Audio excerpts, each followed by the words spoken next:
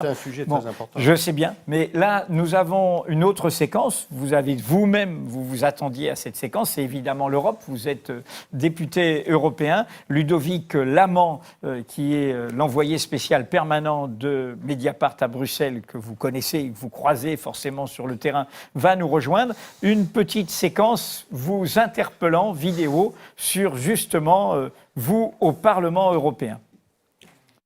Visiblement, au Parlement, vous ne brillez pas par votre travail et par votre présence. Dites-moi comment vous pouvez convaincre les Français que vous êtes le meilleur pour diriger le pays. Le sujet de notre déplacement aujourd'hui. Il détourne la conversation sur son déplacement. Et on dit que vous ne travaillez pas beaucoup. Alors qu'est-ce qu'on vous dit, aux Français ? On le dit de tous les dirigeants politiques. Donc ça je ne sais pas pourquoi vous... Ben oui, moi j'ai 97% de présence au vote, vous le savez. J'ai justement, et c'est le sujet aussi qui me tient à cœur ici, j'ai été celui qui a rapporté pour l'Europe sur les questions de sécurité au Maghreb, etc. Bon, je travaille en commission affaires étrangères. Maintenant, on n'a pas à se justifier tout le temps. L'Europe et Vincent Peillon avec Ludovic Lamant, une dizaine de minutes. Bonsoir Vincent Peillon. Vous avez été réélu au Parlement de Strasbourg en 2014 et depuis, vous êtes un élu qu'on dit peu investi. Certains disent même que vous assumez une forme de retraite politique. Alors je vais donner quelques exemples qu'on cite parfois. Par exemple, votre dernière intervention publique à Strasbourg en plénière remonte à septembre 2015. Si l'on regarde les 80 dernières réunions de la Commission des Affaires étrangères, cette commission dont vous faites partie en tant qu'eurodéputé à Strasbourg et Bruxelles, vous avez pris la parole à 6 reprises. Autre exemple, vous avez écrit un rapport qui a été adopté à l'été 2015 et dont on dit qu'il a été assez consensuel et dont on a finalement assez peu entendu parler.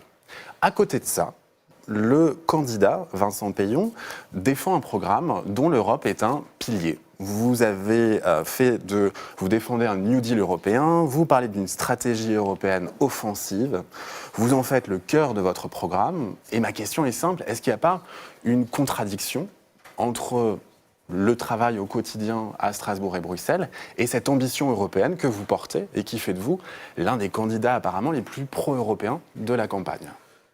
Le moment qu'on va passer ensemble, je vous le signale tout de suite, va être moins agréable pour vous que les discussions que j'ai eues avec vos collègues. J'ai noté sur mon papier, c'est mon côté scolaire, que vous n'avez pas vu. Ignorance et malveillance. Donc je vais vous expliquer pourquoi sur les deux sujets. Parce que je n'ai pas du tout apprécié ce ton qui est le vôtre et le papier que vous avez écrit que je vais commenter avec vous. C'est mon côté, vous m'excusez, hein, je ne plie pas aux médias, je ne plierai pas. Bon. Mais c'est tout à fait normal, vous êtes exprimé, vous avez écrit sur moi, je me permets de vous poser un certain nombre de questions. Premièrement, vous dites, vous avez fait un rapport. Quel est ce rapport exactement ? Alors, on y va. C'est un rapport sur les défis en matière de sécurité au Moyen-Orient, en Afrique du Nord, et les sur lequel vous aviez fait un papier. Que j'ai suivi après coup. C'est un petit sujet.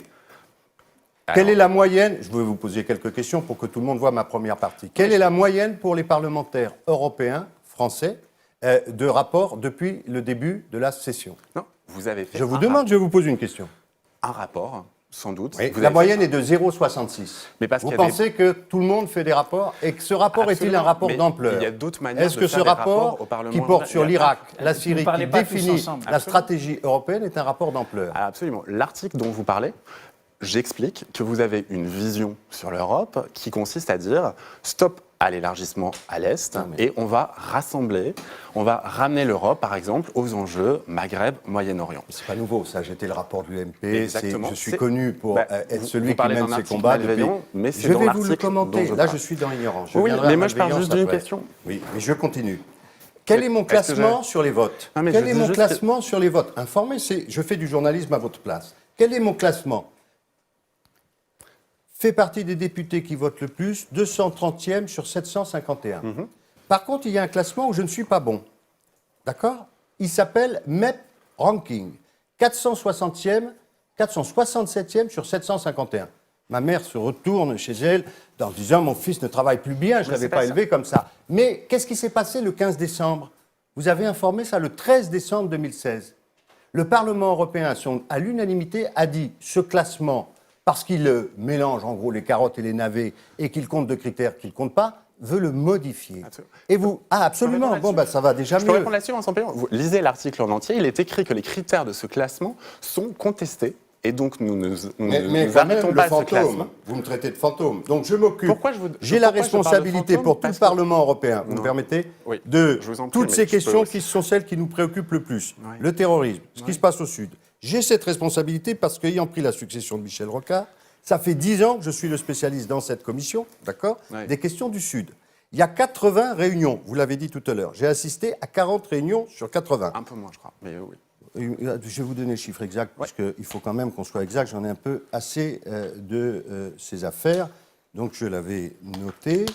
Si je peux juste me permettre. Mais si, Pendant Oui, que vous cherchez... une de moins. Non, mais si je peux juste me permettre. Mais je vais juste expliquer. Mais non, mais- Cette commission Affaires étrangères, elle traite de la Chine, elle traite de l'Amérique du Sud, elle traite de... Moi, j'ai l'humilité, on va dire, de reconnaître que ce que j'ai pu construire depuis 10 ans, c'est une compétence, vous le savez, je m'occupe du Machrek, je m'occupe du Maghreb, j'ai été le rapporteur pour le... Et donc, je viens quand, précisément, je travaille sur un sujet. Je ne fais pas du présentiel, je vais assister à la Chine, je n'ai pas travaillé sur la Chine. Je ne suis pas spécialiste de la Vincent Chine. Payon, Donc, je viens... Je peux répondre à ce que vous dites, s'il vous plaît? Je m'arrête de secondes, mais je n'ai pas fini. Nous avons compris votre... Précisément, il se trouve que je soufflez que travaille... nous répondions. Je travaille... Oui.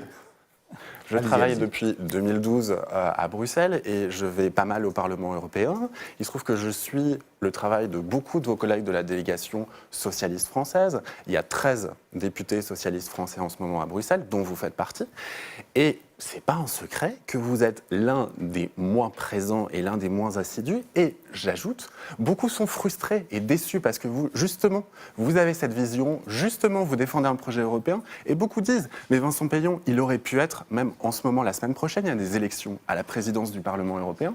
Et tout le monde me dit, chez les socialistes, ça aurait été un candidat parfait pour la présidence du Parlement Le fantôme est devenu C'est celui écrit dans dont on l'article. voulait faire un président. C'est écrit dans vous l'article. caricaturez l'article, C'est- mais on n'est pas là pour se défendre. Vous on permettez, écoute. vous C'est permettez. écrit dans l'article. Ce que je ramène, s'il vous plaît, si vous pouvez bien répondre à ma question. Non, bah, je vous aime de plus en plus. Maintenant, vous voulez que je sois C'est- président du Parlement après avoir dit que je ne travaillais Non, pas. non, c'est justement que le... C'est d'une cohérence parfaite. Absolument, parce qu'il y a une déception de vos collègues de ce peu d'investissement. Et ça révèle quelque chose. Quand on lit votre programme, 10 pages sur l'Europe, où vous faites le New Deal européen, le plan de relance européen, une zone euro plus intégrée, vous êtes l'un de ceux qui avait le plus travaillé dans le programme de la question européenne. Et en même temps, quand on est au Parlement, on voit ce qui se passe. Qu'est-ce que Non, vous on voit répondez pas à ce qui se sentiment passe. On voit pas ce qui se passe. Vos collègues Je viens de sont vous déçus expliquer que ce vous qui se passe. n'investissiez pas. Et cette déception des collègues n'existe pas. Là, vous savez, je vais vous dire, Edoui, vous avez vu que tout à l'heure, Benoît est à la fois député et conseiller régional. Moi, on a voulu que je sois président de la région Picardie, que je sois maire d'Amiens, que je sois, etc. Bon, non, je refuse ce cumul. Donc, au Parlement européen, je suis quelqu'un de modeste. Je fais mon travail, très spécialisé, ce qui me permet d'ailleurs de continuer à faire de la politique. Mais je n'ai pas fini. Je suis aussi chargé, parce que c'est très important que vous mesuriez ça, et vous comprendrez pourquoi, effectivement, une majorité de députés européens socialistes me soutiennent. C'est la première fois que ça arrive, du fait de mon investissement européen et de ma connaissance, parce que peut-être ils veulent plus, mais eux ne me traitent pas de fantôme. Pour quelle raison? C'est que chaque... Retraite politique, c'est un mot que j'ai entendu de beaucoup dans la délégation. On dit ça comme ça. C'était C'est leur pas rien. inquiétude. Mais Avec vous une- savez, à vous C'était de leur faire, inquiétude. Très bien. à vous de faire la part des choses. Par exemple, comme vous le savez, puisque vous êtes là depuis un moment, nous votons des résolutions, hein, et chaque fois. Qui prépare ces résolutions? C'est moi, j'en ai signé 123. Pourquoi vous ne donnez pas ce chiffre? Alors, c'est-à-dire il les écrit, c'est ça que vous voulez dire? Non, c'est plus compliqué que ça ce qu'on fait. C'est-à-dire que, si vous voulez, tous les textes internationaux qui passent, mais vraiment je suis plus à l'aise quand c'est le Sud, tous les votes, c'est moi qui dis, ou tous les amendements même, avant les votes, qui dit on va prendre tel amendement, on va pas faire tel amendement. Ça ne se fait pas en séance, ça se fait dans le bureau, ou qui reçoit un jour Stéphane Dimitsoura, un autre jour, etc., pour discuter avec eux de ces problèmes. C'est d'ailleurs honnêtement une chance folle que j'ai eue, du fait précisément de mon passé politique, de pouvoir, quand Michel Rocard est parti, on n'a qu'un poste en affaires étrangères, occupé ce poste depuis de nombreuses années. Il ne m'amène pas à déjeuner beaucoup en ville. Il ne m'amène pas à aller à toutes les réunions, vous le savez, elles sont très nombreuses du Parlement européen. Quand on me demande de venir expliquer un sujet, et je donne les consignes Alors, de vote. expliquer un sujet, vous parlez d'une résolution. Il y a une résolution sur laquelle, si je peux me permettre ce détour, les ventes d'armes à l'Arabie sais que vous Saoudite, allez c'est me une poser cette résolution. question. Mais c'est une résolution qui, j'ai trouvé absolument importante depuis le début du mandat, que j'ai suivie en détail. On a fait un article et j'aurais aimé pouvoir connaître la position et pourquoi les explications de vote, et je n'ai pas eu les explications de vote. Si. Parce que quel a été le vote? Mais voilà, j'ai pas Alors, eu de réponse, expliquez. il y a pas- Eh bien, je vais vous le dire ce Ben soir. voilà, parce que- Vous le savez, parce quelle qu'on a se voit été ma maintenant. consigne de vote sur l'embargo. Mais vous avez, Vous parlez de la résolution Vous du êtes début par de Par l'année. rapport à la Par guerre rapport- au Yémen, par rapport vous avez à été favorable à la un guerre. moratoire sur les... Mais vous l'avez voté, vous ne l'avez pas expliqué à des journalistes qui vous demandent de rendre des comptes de votre mandat, de nous expliquer, de jouer le jeu d'un débat démocratique autour des questions européennes. La question est C'est quand même différente. important, Ça veut il y a une dire- frustration. Il faut Je que parle vous d'une compreniez. frustration. Il faut que vous compreniez. Oui, alors Comment ça expliquez-nous. fonctionne pour moi. J'ai été numéro 3 d'un gouvernement. Lorsque vous venez sur cette question, elle me tient à cœur puisque j'ai pris une position contre la position de la France. Absolument. Et je l'ai fait prendre par les socialistes. C'est pour français. ça qu'on a fait... Si deux j'étais papiers sur le revenu dans sujet. le circus, là, c'est pas la question de ces populations massacrées au Yémen ou de notre politique étrangère qui aurait été posée. La une, c'était Péillon s'attaque ou prend des positions contraires à Hollande. Les sujets de fond n'intéressent pas tant que vous le croyez. On n'a pas titré Moi, comme je ça, ne hein. parle pas de Mediapart, Eh ben, ça c'est pas à vous, alors c'est vraiment pas à vous que je ferai un procès là-dessus. Je vous dis la réalité. Je suis un homme politique. Je suis quelqu'un qui a une vie publique. J'ai été numéro 3 d'un gouvernement. Je prends mes positions en conscience. J'ai eu des pressions. Vous imaginez bien, faire voter les socialistes au moment où ils vont être très heureux des ventes d'armes qu'ils font. Moi, je fais voter l'embargo. Mais Bon. pourquoi vous ne le dites pas à vos électeurs Parce en que passant par les l'important, médias c'est de faire, c'est pas de dire. Voilà ce que j'ai appris avec la vie. C'est de faire et pas de dire. Il y a beaucoup de gens qui disent, et vous ne faites pas le tri. Vous venez de le faire sur mon travail. J'ai pas fini. Après ignorant, mais on a pu rectifier, il y a malveillant. Il n'y a pas ignorant dans l'article. Hein. Je sais pas. Non, où vous non, allez ignorant, chercher. c'est à sur notre tous les- égard. Ah, C'est nous d'accord. qui Non, sommes les non, ignorants. non, non, non. C'est sur tous les Allez, éléments allez. que j'ai donnés. Passez Et au point Vous suivant. faites un papier. Alors ça, c'est bon. Vraiment, hein, Comment que cette Mais conversation absolument. nous soit utile à nous deux. Donc aussi à moi. Mais qu'est-ce que vous écrivez? Vous dites, Monsieur Péillon, pour se défendre, dira, comme les autres, c'est votre texte, hein, donc on peut le reprendre, Vas-y. comme les autres leaders politiques, et là vous mettez Mélenchon et Marine Le Pen, dira que, étant un grand dirigeant politique, il ne peut pas être présent. J'ai Et là, absolument vous- pas écrit ça. C'est Bah, pas écoutez, écrit comme ça.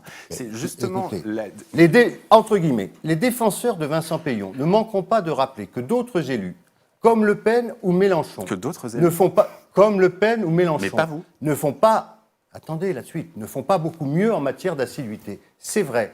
Et là, je l'ai mis en gras dans mon texte. Mais leur situation est différente. Commence l'analyse du Allons-y. texte. La présidente du FN, comme le candidat de la France insoumise, appartiennent à Strasbourg à des groupes minoritaires. C'est votre argument.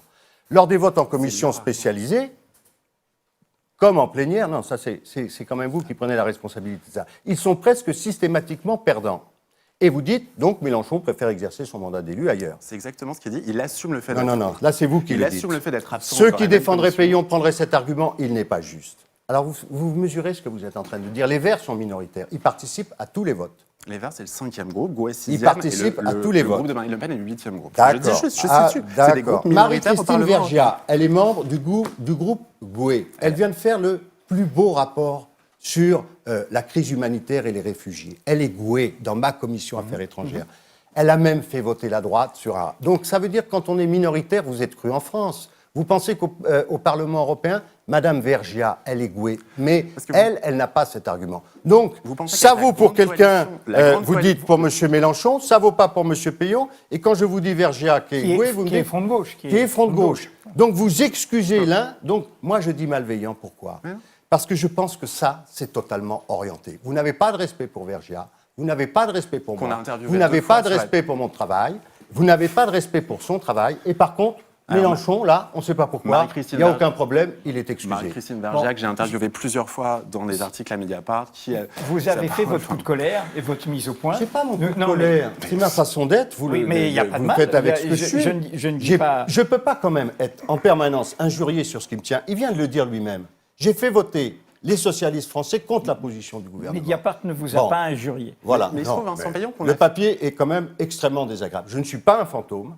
Je suis quelqu'un qui se bat sur ses valeurs. Je suis quelqu'un qui est constamment présent sur ces questions. Je suis quelqu'un qui arrive à entraîner les autres, même sur des sujets comme ça très difficiles. Vous savez, la question de l'Arabie Saoudite. Mais Bon. la question Et de- donc, je n'ai pas besoin qu'un inquisiteur vienne derrière, Mais en plus, de façon malveillante, m'injurier. C'est notre rôle de faire Et le mien, ces c'est de questions rectifier. critiques et parfois de Louis porter la Plenel, plume dans la j'ai plaie. assez d'estime pour le travail que vous faites ici, pour dire de temps en temps, les faits, ils comptent aussi. pas simplement la façon qu'on a de les regarder ou certaines bienveillances et d'autres malveillances. J'ai rappelé les faits. Est-ce que je peux poser une question sur... Européenne. Autre question importante, traité de libre-échange entre l'Union européenne et le Canada. J'ai lu votre programme, vous dites notamment, vous plaidez pour changer les méthodes dans les négociations commerciales internationales. Il se trouve que le CETA, lui, a déjà été négocié, il arrive au vote au Parlement européen, fin janvier, début février. 15 février le vote. Oui, peut-être un peu plus tôt, mais 15 février, disons. Non, je croyais le 3. Le 3 février, 15, je crois. Qu'est-ce que vous allez voter? Pour 3 raisons, très simples, mais ça a été difficile pour moi, y compris parce que je connais très bien mes amis belges, et c'est un des rares philosophes qui fait de la politique, qui a mené la négociation pour les Wallons. Le ministre-président. Absolument. Ouais, Et Wallon. pour 3 raisons, je voterai non. La première raison, et je demanderai à ce qu'on vote non.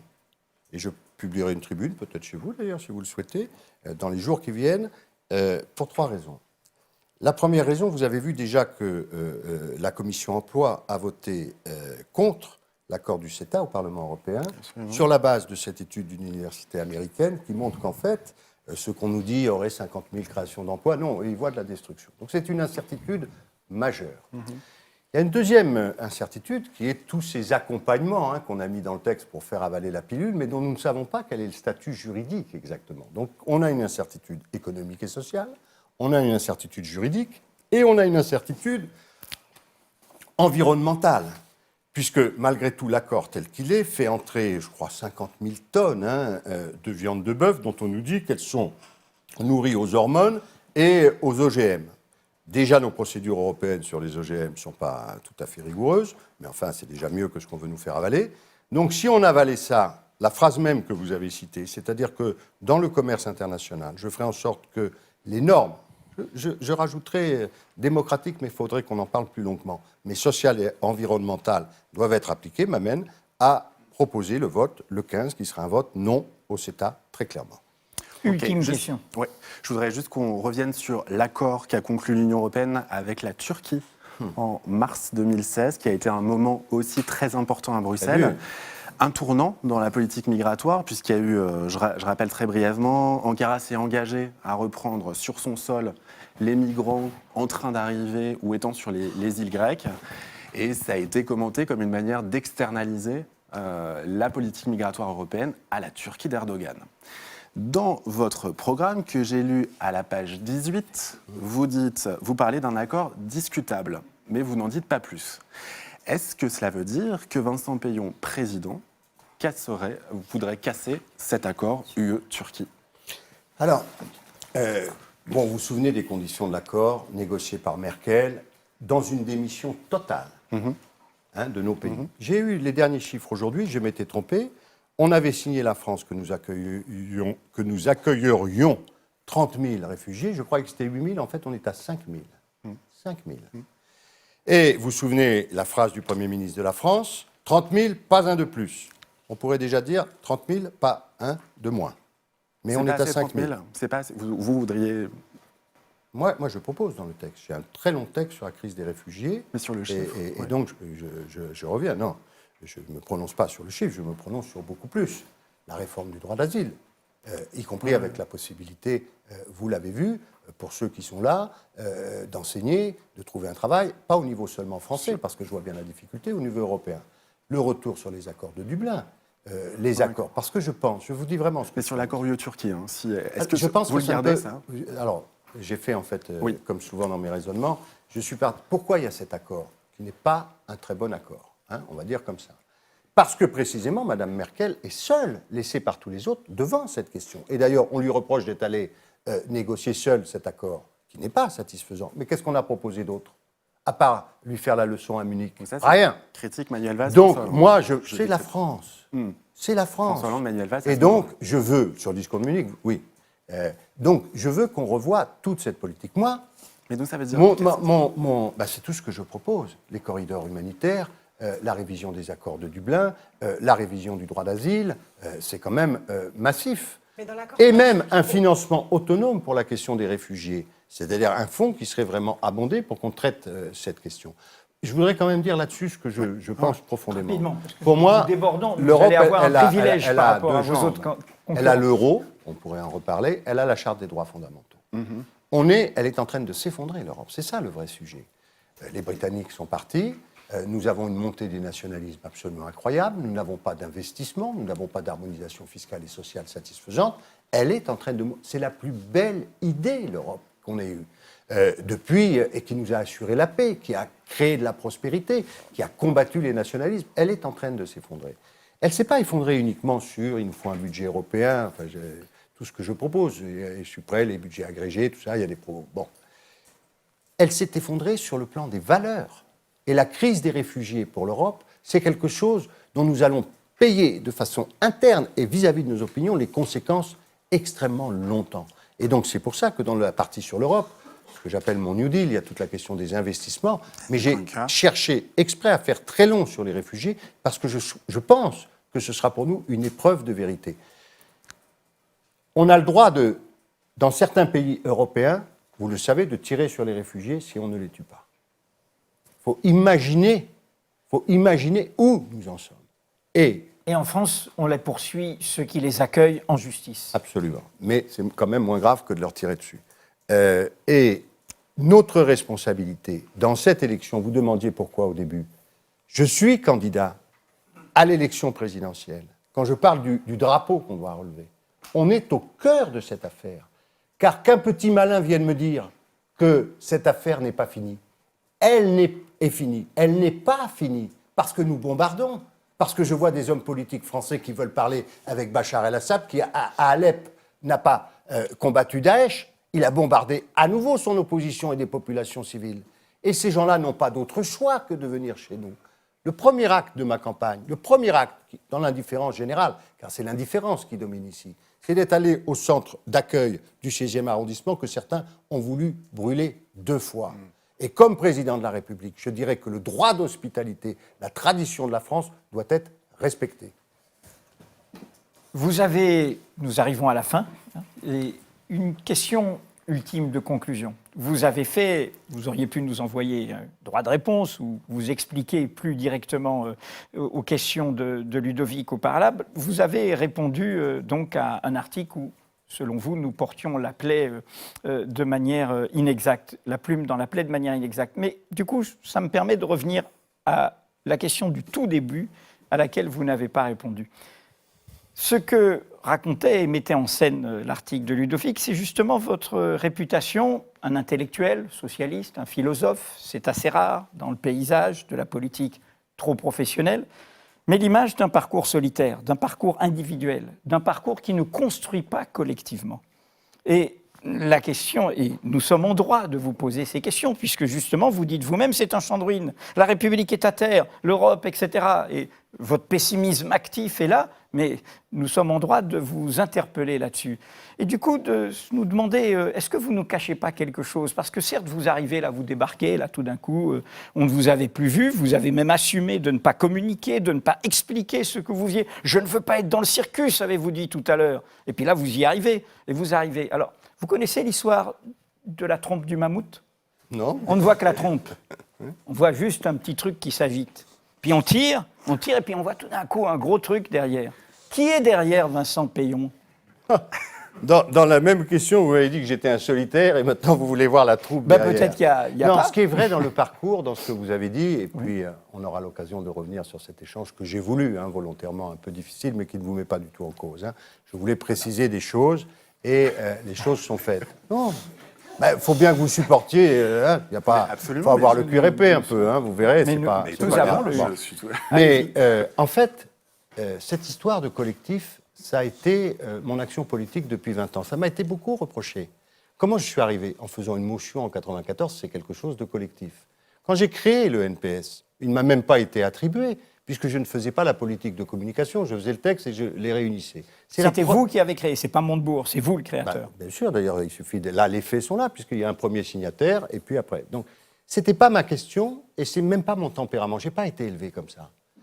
Et ça a beaucoup changé, d'ailleurs, parce que quand je suis arrivé en politique, avec des gens comme Jospin, avec des gens comme Rocard, on était d'abord sur ce travail qui parfois peut être désagréable, etc., de lire ces textes, d'éplucher ces amendements, etc. Mais là, pour la première fois, je ne fais pas le programme de Jospin, je ne fais pas le programme de Hollande, je ne fais pas le programme de Ségolène, je ne fais pas la motion du NPS, parce que j'ai compris. Donc, effectivement, ce n'est pas simple, mais je viens en mon nom propre. Ce que je vous dis, ce que j'assume devant les Français, ce que j'assumerai dans les temps qui viennent, c'est cet aspect personnel dont vous parlez. Alors derrière, vous avez une question de curiosité qui est légitime. Personne. J'étais, comme vous l'avez dit, comme vous l'avez redit, dans des formes différentes, éloigné de ce circus. Je pensais que le rendez-vous politique était pour après. Mais la décision de venir porter ces idées que j'essaye de porter dans un temps très court, dans des conditions très particulières, c'est une décision au plus intime de moi-même, mais qui est liée à ce que vous avez dit. C'est-à-dire, et ce qu'on a dit d'ailleurs au début, c'est-à-dire le sentiment que si là je n'y allais pas, tout ce que je dis, tout ce que j'ai écrit, tout ce que je suis, tout ce à quoi je crois le plus, tout ce que je dois à ceux qui m'ont élevé, à ceux d'avant, alors, ça n'avait pas de sens. Donc on y est. Merci.